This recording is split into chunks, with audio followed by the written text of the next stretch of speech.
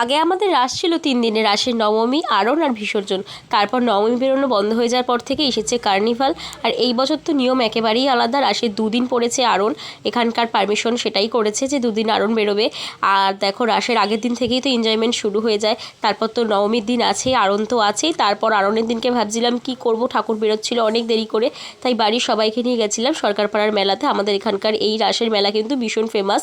আর এখানে এসেছিলাম আমি, মা, দীপের বন্ধু আর আমার 2 দিদি, তাদের মেয়েরা, মানে সবাই মিলে বাড়ির এসেছিলাম এখানে আনন্দ করতে। সেরকম কোনো কিছুই কেনাকাটা করা হয়নি, খেয়েছিলাম অনেক কিছু, ফুচকা, আইসক্রিম, ভাপা পিঠে, এই সমস্ত কিছু।